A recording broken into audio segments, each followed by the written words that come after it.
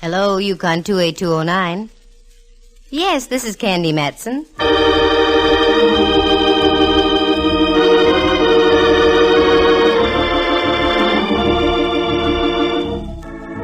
Did you ever know a girl private detective? Perhaps not. They're pretty rare. Well, we've got one. Candy Matson is the name. And she's both pretty and rare. Figure, she picks up where Miss America leaves off. Clothes, she makes a peasant dress look like opening night at the opera. Hair, blonde, of course. And eyes, just the right shade of blue to match the hair. You're expecting more?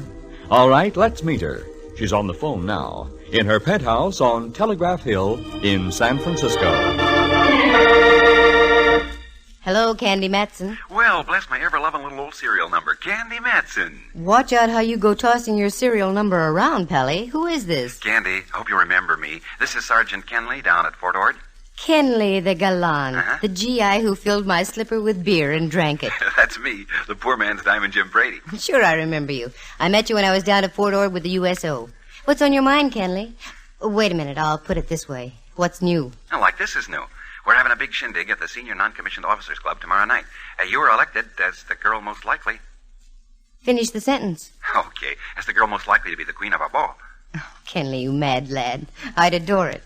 But what would I do for a chaperone? What? Don't play dull. You heard me. Oh, sure. Well, why don't you bring your mother? Wonderful idea. And I know just the fellow. Roger, Kenley. I'll report to the orderly room sometime tomorrow afternoon at Fort Ord.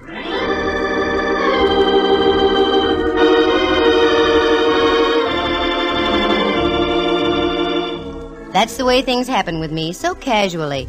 I'm at home on Telegraph Hill overlooking San Francisco Bay, polishing a few old sapphires, when the phone rings. Sounds innocent, doesn't it? But I ran into 2 rather grisly murders in Monterey. Want some details? Listen. When I told the sergeant I knew just the fellow to be my mother, I met my old pal Rembrandt Watson. In former days, Rembrandt, an A1 photographer now that he doesn't imbibe, used to see double by noon, triple by 4, and complete darkness by 8. One night the darkness became too dense and he suddenly saw the light. That's when he threw all his bottles out the window. Of course, he was arrested for disturbing the peace, but he hasn't touched a drop since. And when I mentioned Rembrandt as my chaperone, I wasn't fooling. He's been like a mother to me many, many times. He was just back from his vacation, so I got in my car and drove over Powell and down California Street. At Grant Avenue stands Old St. Mary's, and on the bell tower just underneath the clock, there's a sign that says, "Son, observe the time and fly from evil." I'd seen it before, but somehow that afternoon it had an added meaning. I parked my car and went across the street to Rembrandt's apartment. Candy. Rembrandt, you old dear, how are you? Wonderful, just wonderful. Darling, you're looking simply grand. Oh, slice it thinner, Rembrandt. You've only been gone 3 weeks. Sorry, dear. You'll come in, won't you? I'm just having some tea. Won't you join me, Candy? I'd love it. It's all ready. Oogly bleep, bleep, bleep. Bop. Wait a minute. What was that again? In case you don't know, Dove, that's Bob. Where did you ever pick up Bob? I was visiting a friend of mine last night, a professor of psychology, over at that institution across the bay. California? No, San Quentin. He's a penologist. He played some bop records for me. Well, what do you think of bop, Rembrandt? They say it's the latest thing. Why, girl, I can remember when they were playing bop back in 1926. You can? Certainly. Only in those days they called it Vo-do-do-de-o, Vo-do-do-de-o-do. Here's your tea, Dove. It's warm. Thanks. What brings you by this afternoon, Candy, dear? You. I've got an invite to a ball for both of us. How delightful. I'll get my Grand Marshal's uniform out of me trunk. It's not that kind of a ball, Ducky. It's just a dance for soldiers at Fort Ord. Fort Ord? That's down in Monterey. That's right. And I want you to go along as my chaperone. Candy, I'd really love it. Good. I'll pick you up at noon tomorrow. Oh, I'm sorry. I have an appointment at 2. You run along, and I'll get the Del Monte special. Okay, and I'll pick you up at the station in Monterey. Splendid, splendid. Oh, by the way, dear, I'm just a little... Oh, sure. Here, take 20. Oh, no, not that much, Candy. No. Yourself, I insist. Oh, I'm so glad you're firm about these things. Thanks ever so much. Not at all. Thanks for the tea, Rembrandt. I'll see you in Monterey.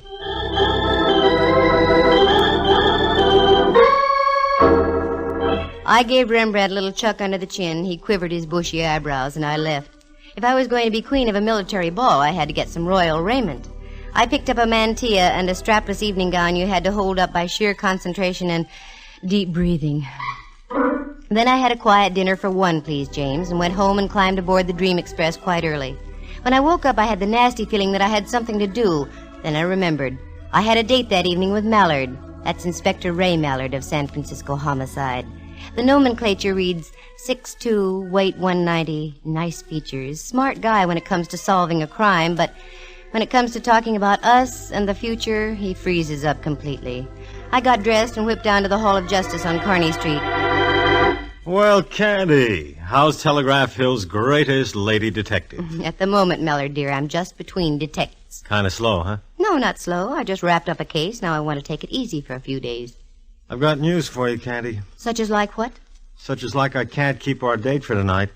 Oh, Mallard, I'd been counting on it. I know, Candy. I'm sure sorry. But how did I know this guy was going to do what he did out in the Taraval district? Playing straight, I say. What did the guy do out in the Taraval district? He parlayed a sudden impulse into a seat in the gas chamber. How so? He done in his old lady. Mallard, don't talk like that. Okay. He ostracized his wife from the world of the living. With a pipe. That's better. Over the head. I get the picture. Anyway, I've got news for you, too. And yours would be? I'd have to break our date tonight anyway. Uh-huh. I just knew I was going to get stood up. And tonight's the night that Tex Acuff is playing in Loves of Laredo. Candy, it's Acuff's best movie. Acuff will just have to keep his chin up. You're busy in the Taraval, and I've got to be at a dance at the NCO club at Fort Ord. Oh, that's right. I am busy tonight. So you're going to Fort Ord, huh? Mm-hmm. Weren't you there a couple of times during the war? That's right. With the USO. That same sergeant still there? The same sergeant. He's the one who asked me tonight. Now, this calls for drastic action. Come here, Candy. Mallard.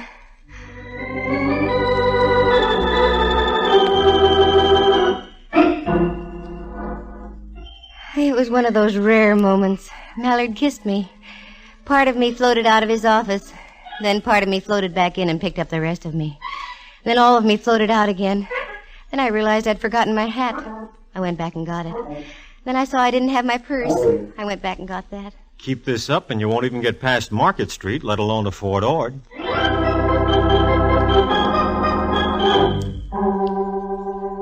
That Mallard, he can do the sweetest things sometimes. That was one of them.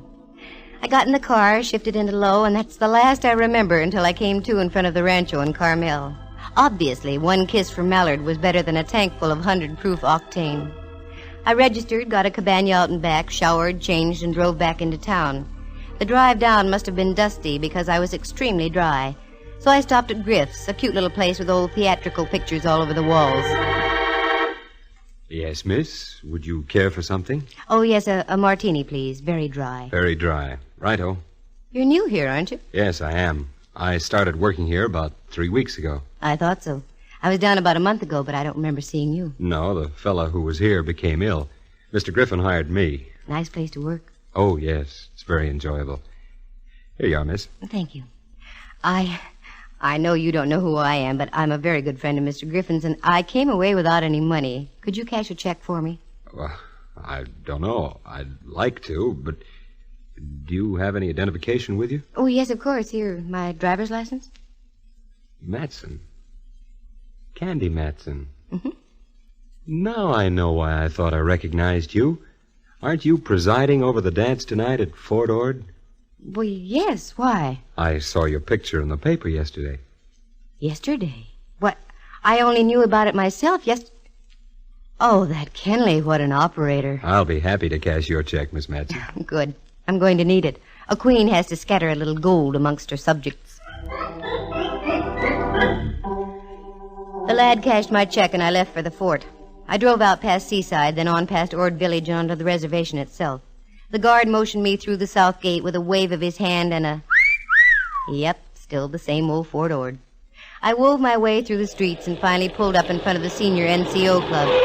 As I got out, there was my pal Kenley coming down the steps, in his fatigues yet. Oh, Candy, you beautiful thing, you. Don't you beautiful thing me, Sergeant Kenley. What's the matter? You know what's the matter. They printed a picture of me in the Monterey Herald yesterday. Well, what's wrong with that? What's wrong? When the paper came out yesterday, I hadn't even heard about your wing-ding tonight. Oh, don't be mad, Candy.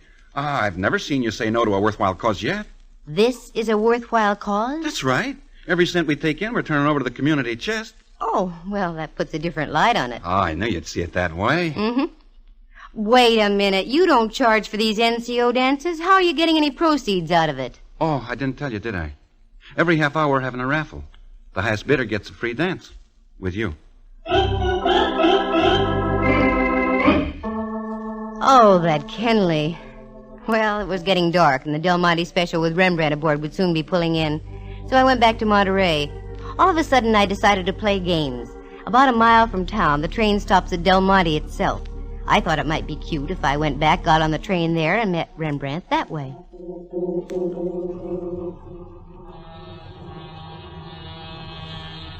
There she was, coming right in on schedule. I parked the car and went over to the little country-like station. The train wasn't in sight yet. It has to make the bend around Seaside. There it was. Now the headlight was sending its beam down the shining rails. It stood out like a beacon in the Monterey twilight. Then I saw it. The glare of the locomotive's light picked up the crumpled body of a man. It was stretched across the tracks in a grotesque manner. Suddenly my mind flashes signaled my feet, and I moved. It was a man, all right. The train was getting closer. I grabbed him by his lead-like shoulders and tugged. He wouldn't budge. I tried again, but still no luck. I looked down in desperation. That's when I saw that one of his feet was jammed between the rail and a tie. I gave a yank, and the foot came free. Then I grabbed him by the shoulders again. He must have weighed over 200, but little by little I was getting his body over the rails and up under the shoulder. Finally I made it, just as the Del Monte rolled by.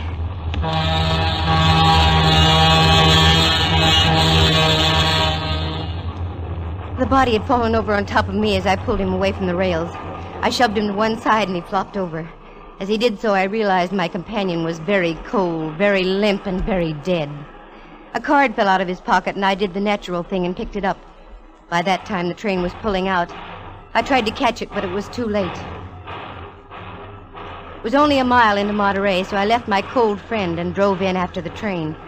I got snarled in a traffic jam just before I made the right turn into the station, so Rembrandt was waiting for me as I drove up.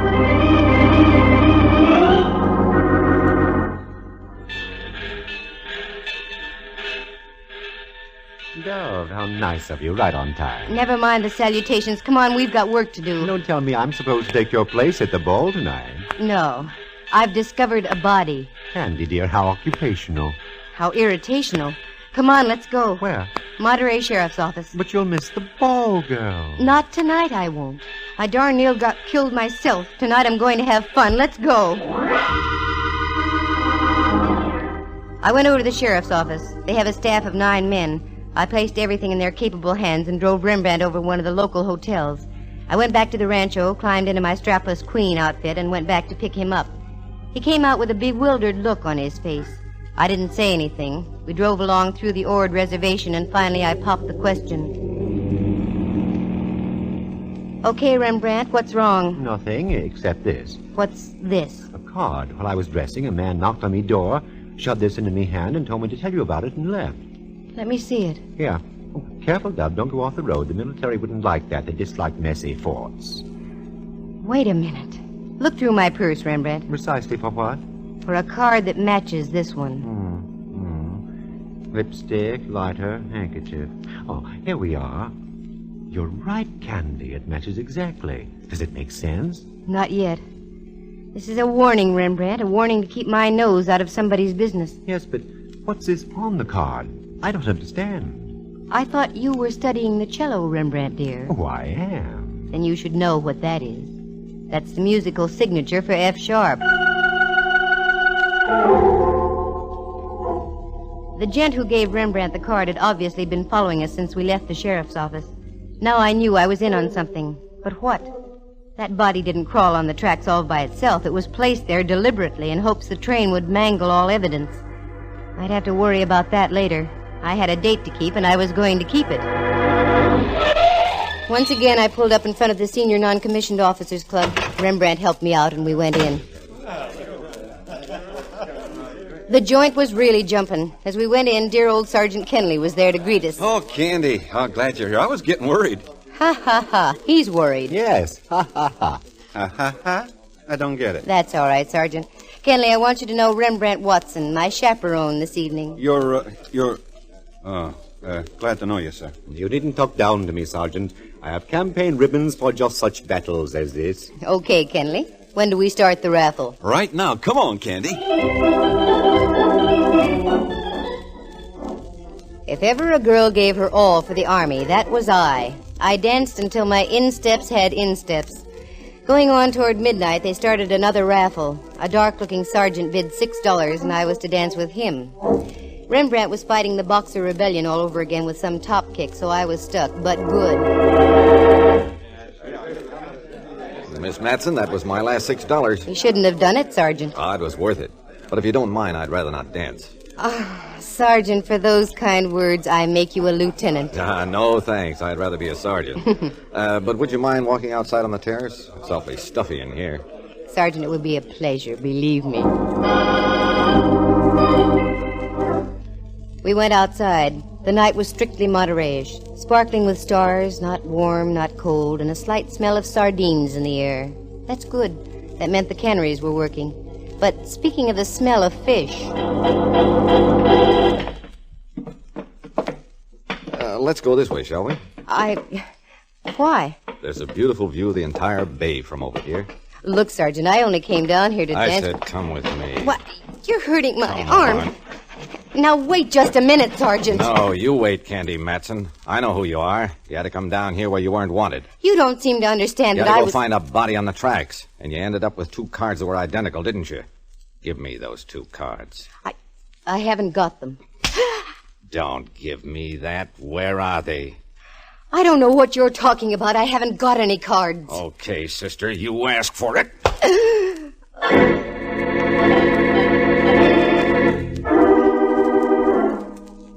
The sky was whirling. Time was nothing. I was in China. I was in Cuba. I was nowhere. Suddenly, things came into focus. I was out in back of the club, and Rembrandt and half a dozen GIs were standing over me. There, Ducky. You're going to be all right. What happened? I got slugged, that's what happened. And the rat only bid $6 for the privilege. How do you feel, Dow? Terrible. Oh, Candy, I feel terrible, too. I don't know how this could have happened. Hi, Kenley. Oh, my head. Oh, gee, I just can't apologize enough. That's all right. I came down here to be queen of the ball. I got crowned, didn't I? I thanked Sergeant Kenley for the party. It was a nice affair. After all, it was no fault of the NCO Club or Fort Ord that I got rapped over the head. So I got Rembrandt in the car, and we drove back into Carmel. Rembrandt was quite concerned. He suggested that we stop and I have a touch of brandy. I didn't argue. We went into Griff's. Good evening. You wish something? Yes, please. Brandy for the lady. Lemon Coke for me. Brandy and... what was that again? A glass of water. A glass of water again. Hold it. You weren't here this afternoon. No, I work the evening shift. Frankie's here during the afternoon. Frankie? That's right. Frankie Sharp. That's when Roman candles went off and bells started to ring. Thinking back to the afternoon, the guy who cashed my check had one slight characteristic. I remembered as he handed me the money, his cufflinks were stamped musically, F sharp. I must have had a funny look on my face because Rembrandt spoke. What's the matter, dear? Doesn't the brandy agree with you? No, it's not that. I'm trying to put one and one together to make 2, but it doesn't add. Uh-oh. Looks like we're going to have company. Pardon me, Miss Matson. I hope I'm not intruding. Not at all, Corporal. Everybody's getting into the act tonight. Sit down and make yourself comfortable. Oh, thank you. I just heard the regrettable news. You getting slugged at the club. I left just before, I guess. How did it happen? He was a sergeant. He outranked me. Oh, incidentally, my name is Case. Dave Case. 4th MP Company at the fort. Glad to know you, Case. This is Mr. Rembrandt Watson. Oh, how do you do? How do you do, sir? Where's your accoutrement? What? your billy club and pistol, your armband, and so on. I don't wear them when I'm not on duty, Mr. Watson. Well, you're in good hands, Candy. I've got to leave. Can't stand a place where they only serve you water. That's what you asked for, Rembrandt. I know. Yield not to temptation, I always say. Glad to have met you, Corporal Case. Yeah. Good night, Candy, dear. See you in the morning. You two just stay and talk over the Battle of the Bulge, that knob on Candy's head. Good night, Rembrandt. Does he always duck out on you like that, Miss Matson? He's a man of whims. That's why I like him. This brandy isn't doing anything for me. What I need is some air. Corporal, do me a favor and walk me down to the beach and back, will you? Why, I'd be delighted. We left Griff's and walked down Ocean Avenue to the beach. There was a half moon shining down from the east and hitting the waves. It made the ocean look almost luminous.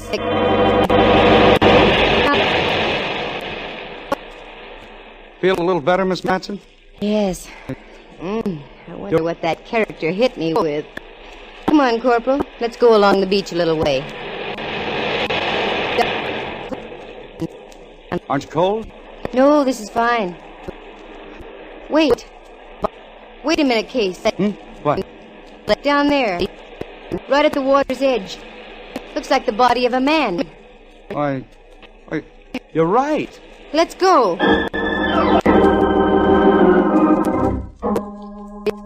We ducked around a clump of brush and hightailed it down to the water. Sure enough, it was the sprawled figure of a man. Every time a wave came in, the body would change position, setting new patterns of crumpled legs and oddly shaped arms. Give me a hand, Case. Help me roll him over. Okay. There. Hey, look at this. What, Miss Matson? Do you know who this joker is? This is the lad who flattened my skull at the dance tonight. Yeah, I'll bet he's awfully sorry he did it now. He's quite dead. The corporal and I pulled and tugged and finally got the boy high and dry up on the beach. Then we ran up to my cabin. Operator. They must have closed the switchboard for tonight. Well, you wait here, Miss Matson. I'll run up into town. There's usually a prowl car there at this hour. Okay, but hurry, Corporal. Case slammed out the door and I was left alone. I walked over to the cabinet, got a cigarette and lit it. Thoughts were going through my head like a roulette wheel, but none of the thoughts were dropping in the right slot. Then suddenly... Did you ever get the feeling you weren't alone? That a pair of eyes was watching your every move? I wheeled around. There he was, standing over by the closet door. Good evening. My bartender friend of the afternoon. Enjoying your cigarette, Miss Matson? Yes. Yes, I am, Mr. Sharp. Fine. Drag on it. Drag deeply. The last drag always tastes the best. What's on your mind? You've been on my mind ever since you pulled that body off the tracks this evening. Was that one of your jobs? Oh, yes. Hadn't you surmised by my musical signature? Wasn't that being rather dramatic? I don't think so. All great artists sign their work. Why shouldn't I? I came here to paint. But they only laughed at me. Jeered. So I decided to paint in a different manner. It was beginning to pay dividends, too. But you and the others, you had to spoil it. I could have been big. Do you understand? I could have owned this whole country. Oh, no, Frankie. You leave too many of your cards around. Recognition. There has to be recognition for everything done in this world. Look. Here. I've got another F-sharp card, Miss Matson. So I see. I made it especially for you. About an hour ago. Is that when you held your pal's head under the surf down there on the beach? Shortly after, yes. And now I shall have to work fast, won't I? Your corporal friend with the muscles will be returning with the police. Over there against the wall, Miss Matson. You can't get away with this, Frankie. I think I can. You see, everything I touch must either live or die. In your case, it's too late for the former. So die you must. Corporal! Get back, Miss Matson. This guy's nuts. Looks like I'll have to add another. Oh, Corporal, you all right? just got me on the shoulder. All right, Mac. Try this. Hang on to his gun arm, Case. I'll try to get him with this lamp. Never mind that. He's going to drop that gun right now. Oh! The corporal down the hall. You'd better hold it sharp. I'm warning you. Okay, you asked for it. Oh.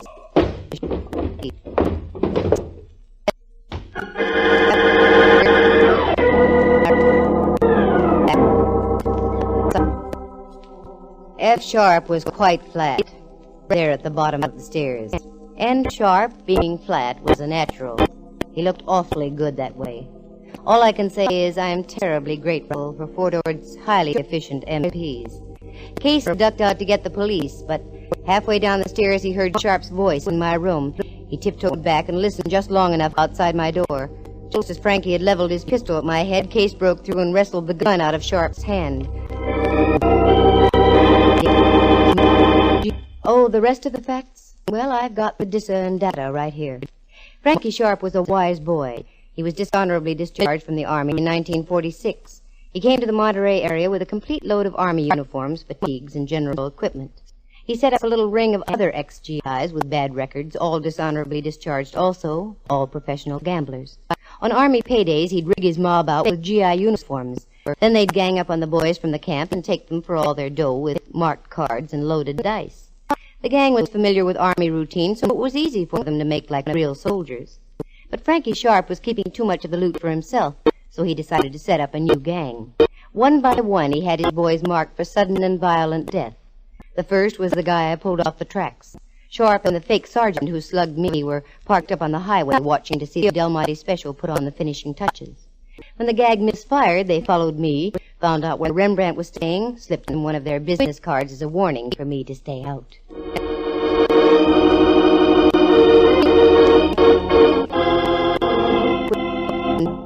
But the fake sergeant turned chicken. He didn't want those F. Sharp notes all over the area. So he came out to the NCO club, bopped me over the head, and got them back. When he returned, Frankie knew the fat was in the fire and that the time to strike was then. So he took his pal down to the beach, gave him a finger wave and a permanent, the kind you don't wake up from. Then he went back to my cottage to wait for me. Sharp was his own undoing. The poor guy was a megalomaniac and insisted on signing his works of art. His greatest masterpiece, though, was one he autographed. It was called Picture of a Corpse at the Bottom of a Stairway. Because when we went down to look at his body, he still had his own F-sharp card clutched in his rigid fingers. Corporal Case? Good boy. He's been studying criminology with the United States Armed Forces Institute. He was discharged about a month later, and because of his considerable amount of gray matter, was promised the first opening with the Monterey Sheriff's Office. Oh, me, it's beautiful around Monterey and Carmel. The soft ocean, the gently rising knolls, especially the one on my head. That's the last time I'm going to be queen of a ball.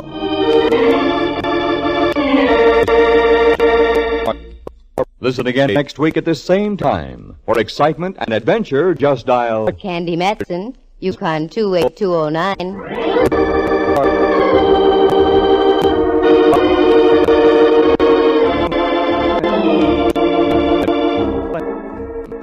Heard tonight were John Grover as Sergeant Kenley, Lou Tobin as the pseudo-sergeant, Kurt Martell as Corporal David Case, and Jerry Walter as Frankie Sharp.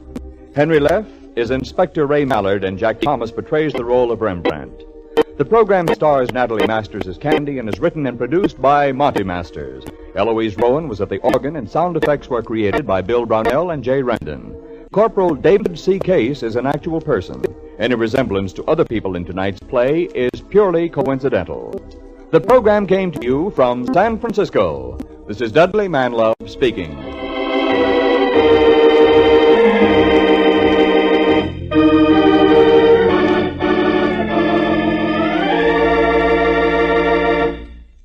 You are tuned for the stars on NBC.